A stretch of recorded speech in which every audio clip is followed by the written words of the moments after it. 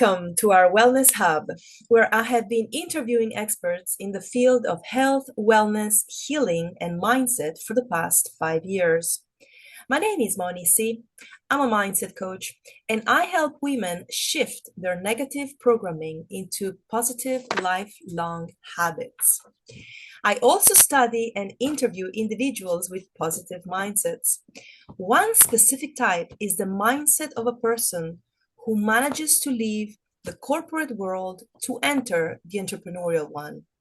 This is not for everyone, and it requires a different way of thinking, a different mindset. Today, we have a very special guest. Her name is Natalie Janine Gates, who went from corporate to government to solo entrepreneur.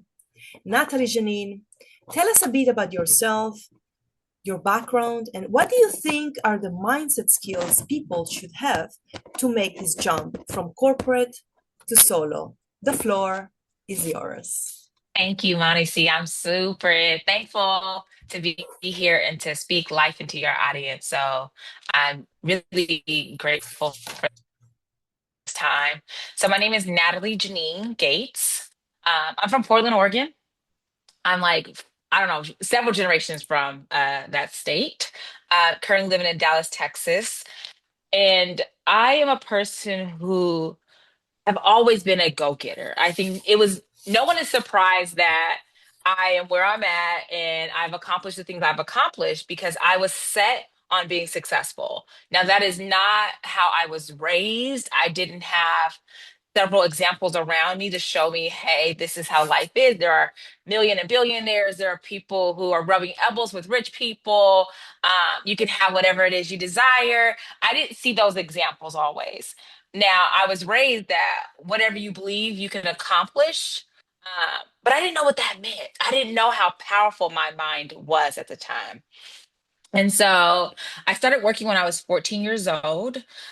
Technically, my first role was government, in the sense I was doing two things. I was working with politicians at the age of 14 for kid policy work, understanding how elected officials can serve the youth better. And then this really took off when I was invited by then First Lady Laura Bush to introduce the then governor at this youth event. And I was like, oh, what? Me? How? Like they called my school. And when you're a child and they call your school and they call you out of the classroom, you think something's wrong. I was like, why are they calling my name? Like, I had a perfect day today. But it was her staff calling to see if I would introduce then Governor Ted Kulongoski. And so I got into that work, but I was also at the time working for a retail store. And so at 14 to now, I've always been working. It's been corporate, it's been education, it's been government, like you said, and now I'm solo. And what I always knew and how I was raised was to make this world better and to be of service. My entire life has been of service. Even when I was a child on a playground, if anyone bullied somebody, I was stepping up. It was just a no in my family. So I always knew that I would do things that would help other people. How I was going to do this, I never truly understood that. So so I became a career coach. I call myself freedom coach, but I think everyone understands a career coach. And so I became this freedom coach because at such a young age, I was rubbing elbows with these wealthy people who were making deals outside of interviews. And I just didn't understand this world, but I was definitely a sponge and soaking it all up. And there was a time I was working for my then boss, and I was tired of working with him. I just learned all I could. He's an amazing boss, still a mentor. I have him on speed dial. I can call him. So it was a great relationship, still is. And I was like, hey, I think I want to try something else. I've been working with you for a while. I need something new in my life. He made a phone call, and I got the job. There was no interview, there was no application, a phone call. And I was like, what is this? How is this happening? People need to know that this is how you get jobs. And so I started studying and helping people get jobs. Like this is in my 20s, I was doing this, helping my friends get jobs, helping my friends negotiate. I didn't think this would be a business for me. I just loved it. I love money. I love talking about it. I'm not afraid to ask for money.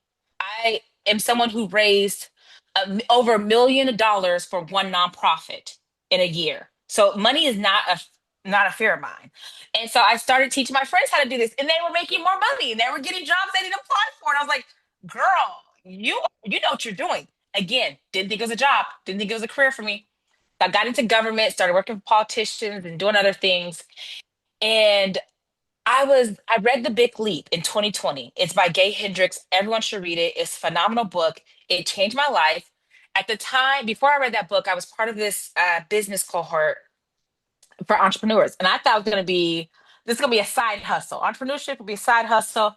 I'll stay working my 8 to 5 because, first of all, I want my retirement benefits. And I only had like a year or something left. So I stayed at the company. I had a cushion salary every 2 weeks. Somebody was paying me.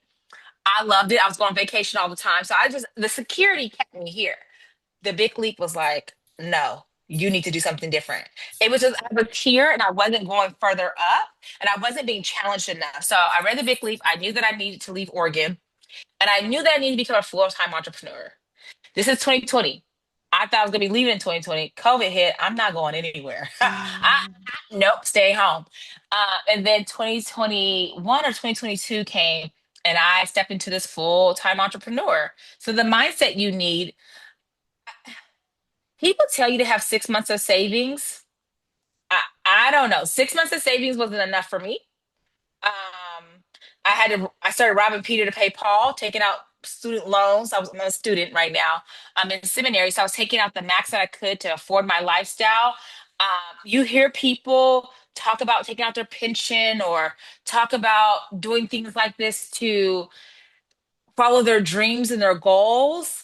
I'm not going to say I regret it because I truly believe God put me on this path and the student loans will be paid off. I'm not worried about them, but I just don't think that's ideal. And that's not something that I would want someone to heavily lean on, taking borrowing money from these spots and these places to survive.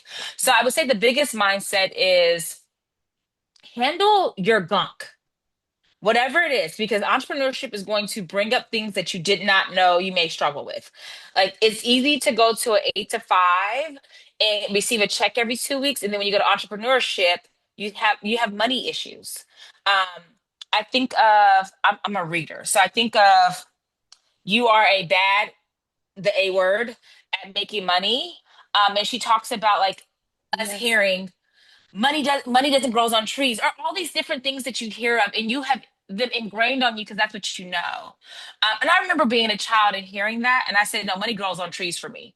So I always kind of been this little rebel, but still in entrepreneurship things come up and handle those as quickly as possible. And I think people when you get into entrepreneurship you cannot harbor on the past versions of you. It's not the place for that. Like you have to experience it, go through it, own it, and say that's the old me. I recently wrote, well, this morning I wrote an Instagram post about I'm thankful for the past versions of me. They helped me get where I am today, but I don't need them. Like my inner child is so alive. I'm so goofy. I was at Costco yesterday. I'm a coffee drinker. I love coffee, and I got that from my mother. Well, I technically got it from an internship because the doctors were sending I worked at a hospital and the doctors were sending me to get their coffee orders. And I was 14 years old. And they were like, oh, get yourself something. I was like, I don't even know what to order. Like, what do you mean? I copied a doctor's drink. And yeah, doctors drink very black coffee with a little milk. And I started drinking coffee. But my point is, you have to truly own what it is that you are doing. You have to fall in love with your offer. And when I tell you fall in love, I mean every day, think about the impact you are making for your own life. And even if you don't know what that is, make it up. Why did you get into entrepreneurship? What were you trying to do? A lot of people want financial freedom, flexibility. Those things will come. I will say they are not in the beginning stages or they were not for me. But if that's what you're falling in love with, that's what you're desiring, own it, even when you don't have it. And then think about the impact you're making for the customers you're serving or you're going to serve. I knew when I first started, I was trying to help women break generational curses. That did not sell.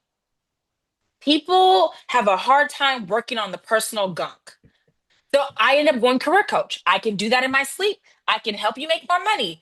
And I was like, my program is not just going to focus on careers. I'm going to do the personal gunk, but I'm getting you in thinking just careers.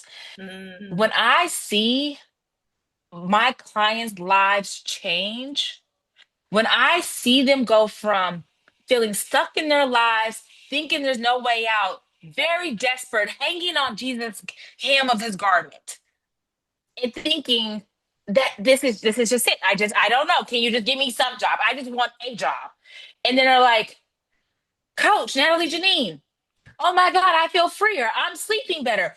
People are helping me out. People are opening doors. People are doing this. Lives are changed because of my work. And I have to fall in love with that daily to remind myself, this is where I belong. I don't want to return to corporate because I'm a career coach. I'm a freedom coach. I am here to change lives and help women understand that when your foot touched that ground, everybody needs to know your name. mm, You are the queen of your life. You are that girl. So when you walk out of your house, next should turn it when they see you. mm. But I can't do that in corporate. Yeah. So you're changing their mindsets. I mean, this is Oh what you're yes. doing. And you're doing this. So who are your clients? Women, men? It's a mix Women. or mainly women? Okay. I have Okay. a love. Okay, I love men. I think that they should have their careers, but I have a soft spot for women. Mm, And I think part of it is I was just talking to my mother yesterday. I'm going to take a little tangent, but it'll make sense to your question. I was sexually harassed at church, like recently. I'm going through this right now. And I just told her, not on my dime. I have been trigger warning. I've been raped before. I have been sexually assaulted before. I have been worried about my body for so long. And I said, I will be darned if I let this church sweep this under the rug. We cannot continue to say we care about women and their bodies and making sure they're Christ-like and they're covered, and we're not doing anything to protect them. mm, And I think as young girls, we are always taught how to be differently than men, how to live differently, how to constantly watch ourselves, the way we dress, the way we do this and that, that we have been victimized. And I said, it got to stop.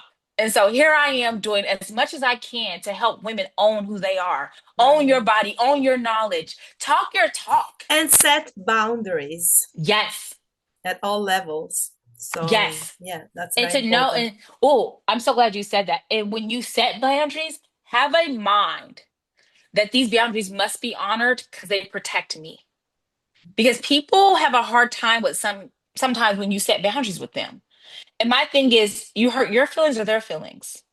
I'm not in control of your feelings, so I Exactly. shouldn't be able to hurt them. But I need safety. I need to feel protected here, and this is who you owe first.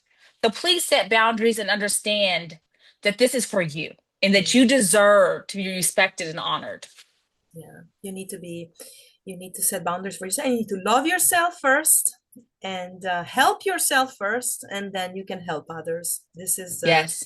These are all, mindset skills that um, you need to have. And so you help basically, as we said, women change their mindset inside the job that they currently have to be able to earn more money if they are in Mhm. a corporate job, and also give them some other tips to get a new job because some of Mhm. them don't have a job. So it all comes from us. The way our mindset is and our energy is, it influences everything. So Mhm. opportunities will start coming as soon as you start improving your own self, inner self, Mhm. correct? Correct. Correct. And like you said, it starts with the mind. I truly believe those lessons we learned as children. I wish I remember the exact saying. You can accomplish whatever you believe. But it does start there. Like if you can't see it, if you don't believe it, it's not going to happen. And this is why I believe everyone needs a coach. Everyone needs to invest in themselves for a few reasons. First of all, when you have a conversation with a coach and they say yes to you joining their program, they see what you can't see. They know the how because they went through it. Second of all, mindset is daily work. And we have not been shown how to have life giving beliefs. We know the limiting beliefs really well. And so when you have a coach that you can check in with often to say, hey, let me hold your hand through this process, you're going to fast track your success. And I believe it is time for women to pay to get into these rooms. If you have to miss out on a few things so that you can have the success you desire, you have to do that. Like, I remember working my full-time job, and I believe in being transparent about numbers. My first coach cost me $22,000 for the year. Baby, I made cuts to my budget to be in that room. We can no longer sit on the sidelines and think Googling and watching these videos and piecing things together for success is the way to go. You are wasting your time. Yes, you're going to get something out of it. Don't get me wrong. But if you can have a human being that has been where you are and where you want to be, get in the room. Whatever the Exactly. price is, get in the room, figure it Absolutely. out. Absolutely. Absolutely. I was just thinking the same thing like 2 minutes ago about the investment that I did on this course. And I was like, well, if I didn't pay that amount of money, I wouldn't put the work into it. I wouldn't put the effort. I wouldn't put all myself into it. And sometimes you Mhm. need that little push that also financially to go to the next level. So Yes. Janine, we need to, unfortunately, I would talk to you for hours, but our time is up. And we are definitely going to talk again. And thank you. Thank you so much for coming here and sharing your knowledge, your passion, your energy. And everyone is going to find your information below to contact you. And once again, thank you for coming here. And until next time, Natalie Janine. Ciao. Thank you. Bye.